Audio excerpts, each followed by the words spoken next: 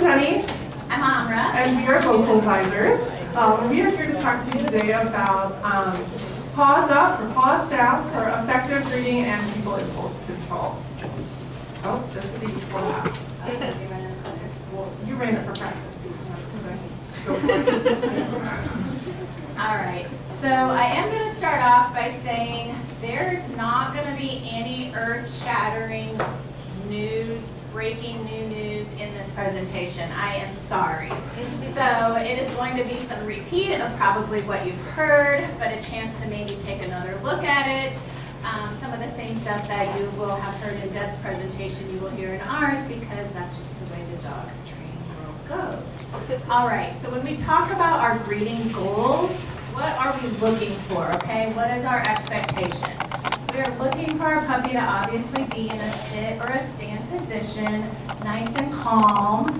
They're going to have some self-control as the person is approaching you. You're looking at your dog's body language when they're like barely hanging on and they're like doing everything they can to control themselves. You want them to have a little more self-control as that person is approaching.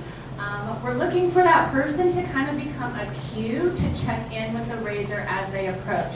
We're going to talk a little bit more about that, and that comes into play with our engage, disengage. We are going to work to prevent any jumping, pulling, barking. Those are kind of the most common things that are happening that we have a hard time with as someone's approaching to maybe want to greet us. And then we are going to offer our pup to say hello, or they can have the option to remain in heel, and maybe somebody can come around to the side and give them a little pet during the greeting. Okay, so that's kind of what we're looking for. So let's take a look at what our practice and prevent is with our greeting. So when it comes to greetings, we want to practice providing a high level of feedback to our puppy via our yes marker word. Okay, and so we're going to prevent not giving the puppy enough information on what you do want. We have to let the puppy know what we want in order to make this work, right? And we want to practice using distance. I always tell people distance is one of our favorite Ds because it's always better to start with more distance. We can always get closer, but it's harder to get further away when we lose that engagement with our puppy in the beginning. Perfectly said. Getting too close too soon. Sorry, I stole your I know. My mother here. Getting too close too soon is much harder to manage than taking it slow and steady. We want to practice using our paw pad to start with a point of success, that would be beneficial. Go back to the basics. That's always a good friend of ours. Yeah, and y'all don't roll your eyes at me at my puppy raisers when I'm like, have you gotten your paw pad back out? Have you tried that? And I'm like, oh, love that. But it really does work using those tools, especially that we learned in puppy kindergarten. And we want to practice sessions focused working around people. It might be, you do the prevent. I don't want to steal. Sorry. All right, so here's the deal. We do have to practice on sessions working around people so that when we get into, the only time that we're practicing greeting can't be when we're at the mall and it's super busy, or we're at the grocery store and there's a lot going on, you're distracted, puppy's distracted. In order to set our puppy up for success, we have to practice this first, not just when it randomly happens and when we run into that situation. And of course, we want to practice giving our puppy time to observe. There's a lot of power in seeing what's around us and providing reinforcement. Take the pause. Take the pause, take the time to connect and to engage with your puppy, rather than always focusing on what's my next step, what's my progress look like by moving forward. Go ahead and take a step back and don't be afraid to pause.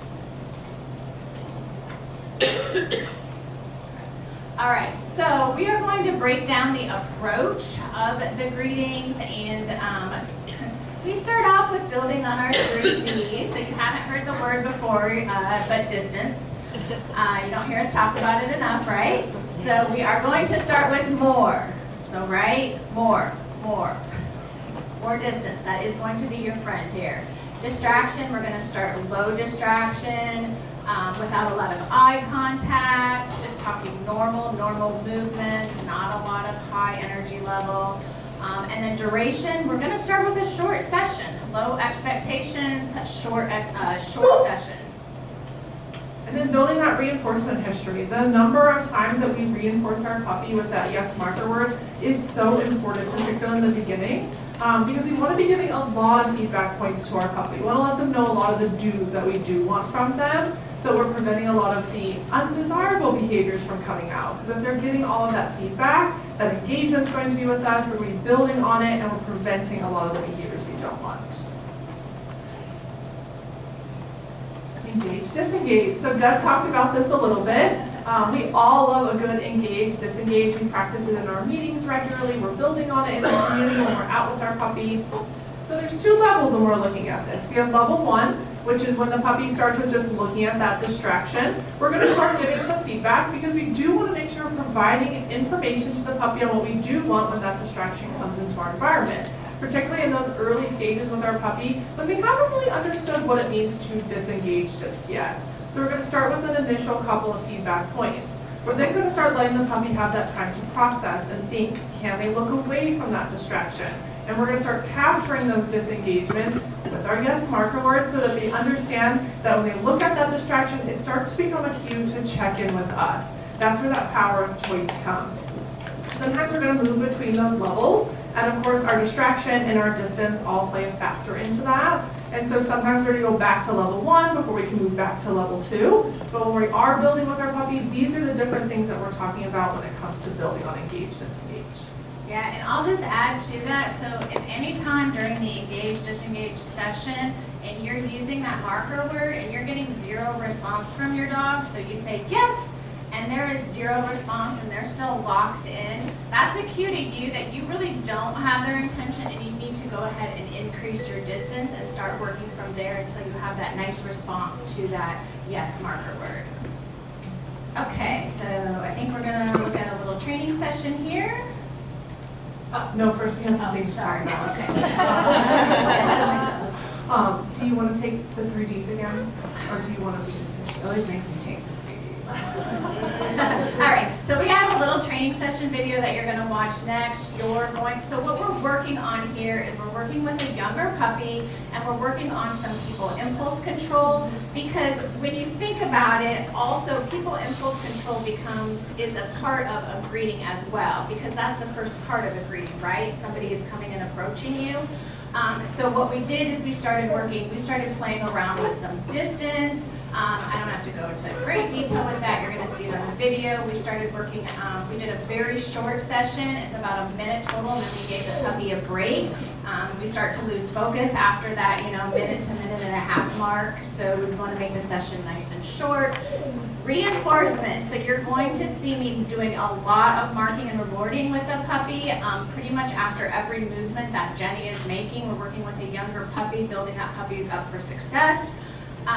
In the session, and then we were thinking that I wanted to start with more, so I'm going to start marking and rewarding for every step she takes, and then as we would continue sessions, we would go ahead and kind of decrease that as the puppy, to keep the puppy successful. All right, so we're going to see Lionel in action. So this is Lionel and Amra, and then you haven't been my sidekick, Lionel. Just kidding. All right. So we are moving with the different movements that I'm doing based on kind of how Lionel is doing. So in the beginning, we try and keep it pretty basic. I do a nice little side step. It provides a quick point of feedback that Amra can provide Lionel. And then I'm picking movements that I feel like Lionel will be successful with based on what I'm reading from him. So I don't want to move too quickly, and it's also important that we're not only increasing the criteria, so meaning always getting closer or making things harder for Lionel. So as he is being successful, I also want to move back and make criteria easier so that he can still have those moments of success, and then we're going to kind of move it through. So a little harder, a little easier, a little harder, a little easier, but again, not making it so hard that Lionel is set up for failure. It's going to be the level of distractibility that he's going to be successful with in this session. Then I gave Jenny caffeine. So you get to see all of this. Now, we took the audio out, but I am marking and rewarding him. So I am using the yes marker word, just in case you were wondering. So Jenny starts to play around, making it a little more challenging. She was sitting over there. She starts to do a little more movement with her hands, a little more kind of this stuff. And so during the session, and then we ended it on a nice note. Did you see how many times Amra's hand moved back and forth between treating the puppy? It was really easy when it was in fast mode. That's where that feedback comes back. That feedback is so important for our puppies. Absolutely.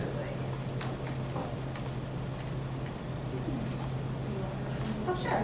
All right, so then we're just hammering y'all with the distance. I feel bad. I'm like saying distance every other word. But we had to make an adjustment in the distance in a session. When we're working with our pup, it's important to know that we have an ongoing evaluation on when we might need to make an adjustment. We're watching our puppy, watching their body language.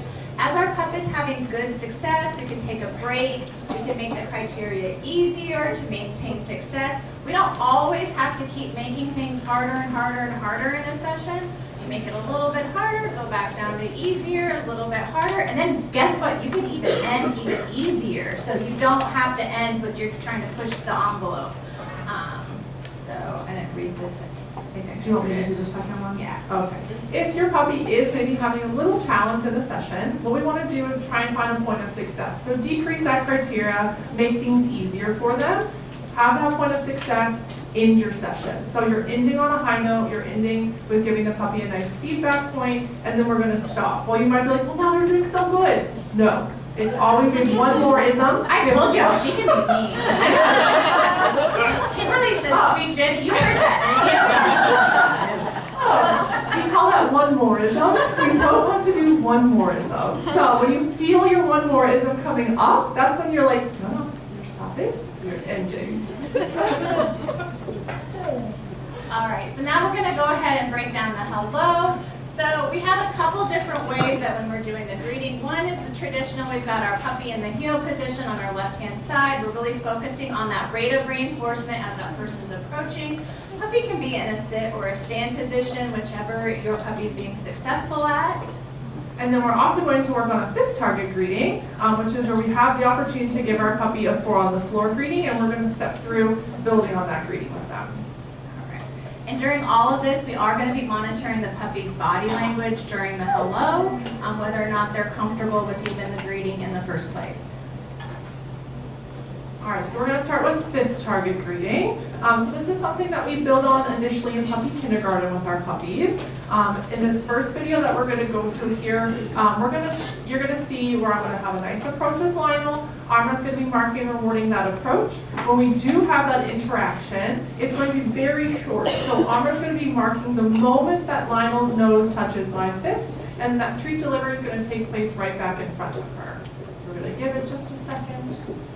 I think Lionel's just about to come and say hello. Maybe a moment longer. We're having a good conversation. Yes. She's giving me all the details about what we're going to be doing in this fist target greeting so that we're being set up for success. Lionel touches my hand and Amra marked yes, and then she brought Lionel right back to her for that treat delivery. If the puppy was a little distracted, you could always ask the person to take a step back. You could take a little step back to see if that movement also encouraged them to return back to you as alternative ways to make it so that they come right back for that biscuit. Absolutely. A nice and short greeting. I was able to get Lionel back in a heel position so that we could maintain talking to each other. That's fine, but she doesn't need to keep having her hands on my puppy. That's how you deal with them. Wait, is this HR approved? Or We should have had those doors here. So I'm in trouble all the time. our progression step here is going to be where when she releases Lionel to come say hello to me, I'm going to have just a little bit of time to get to have some love with Lionel. Again, our goal is to keep that interaction short because we don't want to have a burst of excitement or lose that success that we are having. And then when she's ready, she's going to say Lionel's name, and then Lionel's going to return to her and fist target her hand. So again, Amra does a nice job of marking and rewarding Lionel as I approach. We're going to have a short little conversation. She's going to give me some information about what we're going to work on. And then when the time is right, she's going to release Lionel with break. I'm going to present my fist. He bumps it. I give him just a little love, and he comes right back to Amra when she says his name. and that treat delivery takes place. Again, nice and short. You could repeat this again. So if you brought your puppy back into fetal position with you, you want a little more conversation and you want to give them another opportunity to go say hello, that would be totally acceptable if you felt like that was appropriate for your puppy. And I got to end the greeting when I wanted to. The minute I said my puppy's name, presented that fist target. Some people want to kind of continue the greeting, but you as the puppy raiser, you get to choose. Usually I say about 3 to 4 seconds is plenty of time to have a greeting. That's a long time. Anything longer than that, things start to get kind of crazy. All right, so now we're going to take a little look at a heel position greeting. So we're going to look at a starting and then a progression portion. So here in the beginning, this is Pickles and I, and Amra's about to come in view here in just a moment. You're going to see I start with a really high rate of reinforcement in this video. So my goal is to give Pickles a lot of feedback points for what I do want as she's remaining engaged with me. All paws are staying on the ground, and she has a nice loose leash. Amra, I also kind of created some distance with Amra, so that way she wasn't right up next to me. In the video, there's a little comment about how she asked, "Can I come say hi?" And I said, "Not just yet. Let me get her with me, and then I'll have you come over and say hello." Totally acceptable for us to do that, so we can make sure that we're nice and engaged with our puppy before we have that. And then here in just a moment, I am going to ask her to SIT, so that way also I realize that I spell a lot because otherwise, things just happen. So, and then when the time is right, Amra's going to come over. Right when she makes contact, I do mark Pickles for staying in that sit position, plus she shows engagement back to me. So I continued, and then I kept that greeting nice and short, and we went about our merry way. And y'all have the right to ask the person how you want them to approach your dog based on you know your dog, you know what's going to set them up for success. So in this next video, this shows a lot of progression. The goal here was that I was trying to show how you don't need, as a puppy builds, you're not necessarily always going to need that rate of reinforcement. So I was using the rate of reinforcement that Pickles needed and supplementing a little more verbal praise. Of course, if she needed it, I would have broadened it back up. But you can see she's doing a lot of engage, disengage. She's kind of like, "Lady, am I going to get a biscuit here?" Waiting. So you can see she's looking at Amra, she's looking back at me, and I am verbally praising her in all of those moments, that we're still having a connection, and then I'm intermittently reinforcing her. If at any point she needed more reinforcement, I would have gone back to it. And then as Amra approached, I do reinforce that approach, and I also reinforce when she engaged back with me during the petting session. And Pickles is over our antics. She's ready for college. We're just having to video her. Good job. All right. So we just kind of wanted to talk about the choice in the hello. So when you decide to work on a greeting, it really boils down if your puppy would like to say hello.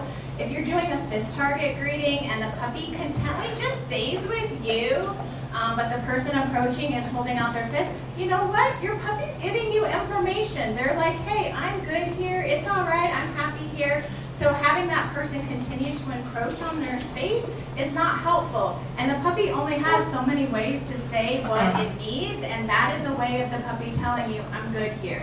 Some body language to keep an eye on when you're working on greetings.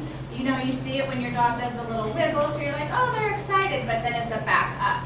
So that retreat, that's telling you something. That's giving you that information that, you know what, maybe they're just not super comfortable for whatever reason at that time. "Oh, my puppy loves belly rubs. They love the belly rubs. They always immediately roll on their back."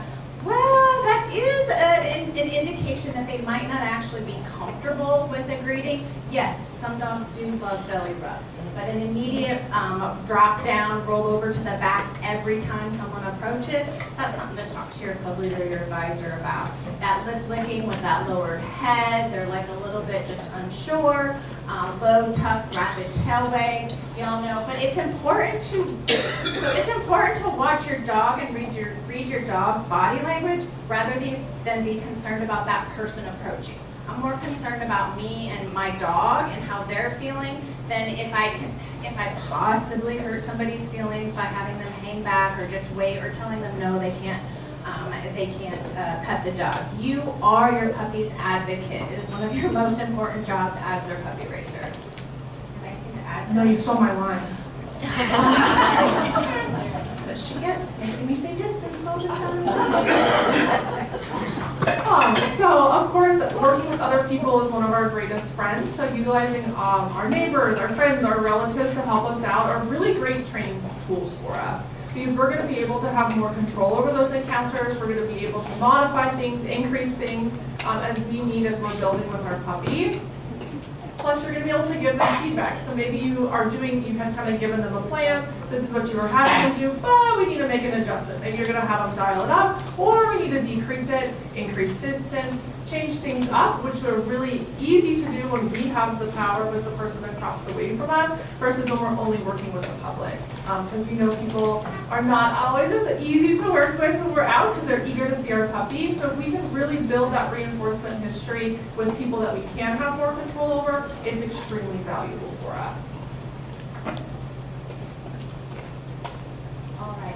So then we're going to talk a little bit about generalizing this behavior into the community, and I know we're going to be a little short on time, so we'll hurry this up here. Okay, we'll hurry it up. All right. So what we practice in our training sessions, that's what becomes the foundation for success when we're out in the real world. So these sessions support building our puppy's confidence by providing feedback to the behaviors we do want. A few things just to keep in mind. We always want to start below our puppy's current success level. We want to start easier. We don't want to start like at that top level. Use distance. And we want to begin with the stationary, engage, disengage, and then work up to an environment where there's a lot of movement.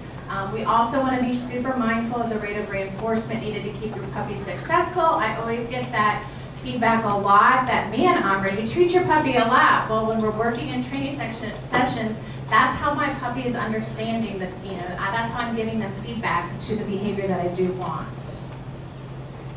So we're going to go ahead and apply it. So this is Commander and I, and we were at a Lowe's or a Home Depot, I can't remember. We were at Lowe's. Okay, Lowe's. And we're doing some marking and reinforcing for just kind of observing and then continuing to move on. Something that I was working on with Commander, he was one of those dogs that I'd walk by somebody, and he would want to veer over, give them a little nudge on their hand, give them a little nudge to their thigh. So I was doing a lot of work with him engaging back to me, but I was wanting to give him a little bit of leash. So I didn't want to hold his leash so tight that I was controlling every movement he was making. I did want him to have a chance to kind of move his head over to the person and then give him that moment to come back, and then that's what I'm marking and rewarding is that moment. Jenny made me walk really fast because she's mean like that. I'm telling you. And I know these are things that we all do with our puppy, but we just kind of thought this was a nice example. See, he was like, and I gave him a little bit of leash there. I didn't want to hold it so tight that he didn't have the chance to make the choice, but come back. We're kind of working around, using my body around some of the shopping carts, people. So you guys get the picture. Kind of working in some tight spaces. Some close quarters with people, with Commander, a lot of reinforcement and a lot of drool, if any of you guys there was a lot of drool. And this was a focused session. So when we went to Lowe's, our goal was that we were going, and that session was building around people, giving Commander a lot of information that we did want. We're tired. So we were really focusing on that, and when you are going out with your puppy, those are things that you can think about. So when you're planning where you're going to go, what you're going to work on, this is one of those things that you want to pinpoint with your puppy. Absolutely. So this is just one other example. This was a puppy that was staying with me before she came in for training, so I didn't know her super well. And we had a nice training session at UTC right down the way from us. Because I didn't know her super well, I was also working to give her additional feedback points for a lot of success and all the beautiful choices that she was making, keeping an eye on her body language. You can see she's doing a nice job just kind of looking at the people.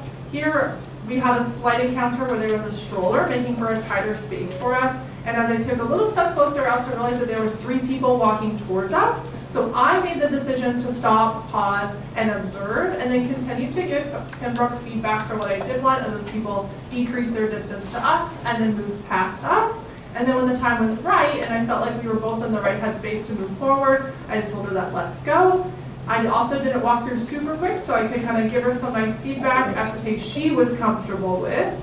And then there were some people that came up right after that. Again, I kind of slowed my pace because I wasn't sure what they were going to do, and I wanted to make sure I was setting her up for success, and then gave her that nice feedback point.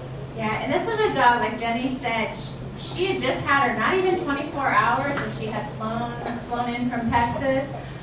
So we weren't really familiar with her, weren't quite sure what she was going to throw at us, and she did a beautiful, beautiful job working around people and all kinds of distractions in the mall. And here in just a sec, you're going to see where she kind of sees something happen, and I give her that freedom to look, and then right when she comes back, and she's like, all right, I did reinforce that beautiful decision that she made. And you can tell, so this has taken a lot of concentration from us, right? Like we weren't out here socializing with each other while we were working our dogs. We actually had to be super intentional with it, with our time and what we were focusing on with our dogs. They're always learning when they're at the end of the leash. What they're learning is up to you. So this is just a quick kid greeting. So of course, kid greetings are something that are really important for us when we're building with our dogs. The average person does not live with small children, but being comfortable around small children is something that's really important for a dog in a working career, whether they go guide, service, or any other possible working career. And so we want to make sure that we're taking those encounters and exposures with our puppy and building positive feelings towards small children. If you do ever observe concern or fear of kids, you definitely want to let your advisor know. That's something we want to be aware of and help you build on. So this is just a short session. This was a little boy that saw us and was super interested, and so I decided to take the opportunity to have that encounter. On the approach, he kind of just approached, even though I had, in the video, I was a little bit like, let's wait a second. And he was like, no, dog. He's like, dog's coming. And so my focus then was on Pembroke. You can also see that she kind of does a little head duck. She was a little uncomfortable at first, so I quickly gave him a point of where he could move to, and I asked him to start petting her chest. So then I could start reinforcing Pembroke for those choices. And then you see he comes back and she's a bit more comfortable. She also gets her food stuck in her jaws. And so I continue to provide a nice level of feedback to her. And then I end that session when we're having a nice successful point. So she's comfortable, she has loose body language, which is what we wanted to see. And then I just kind of ended it like, thank you so much. As if that way it didn't extend beyond, where then Pembroke's kind of like, okay, I think I'm over this now, where she had that nice positive encounter. Absolutely. And that was a totally impromptu, awesome, like, kid session that we were very happy to get on video. It was awesome. All right, so I am being told that I need to wrap it up. So we're also going to re-record this presentation, so it's digestible and easy to watch, separate from this stuff. So these are just obviously what to do if your puppy's jumping, pulling, or barking. Nothing that you guys haven't heard before. Between distance, your rate of reinforcement, working to maintain calm and focus on the puppy. Pass on greetings altogether if it's just not right. And then also utilize the tools in your toolbox, including the fist target greeting. Does anybody have any questions before we? You actually don't have time for questions. Just kidding. Questions? I know they're making me wrap it up. Do not walk off this stage. So, she's gonna kill me. But y'all are gonna give me a huge round of applause because Jenny has passed her KPA certification.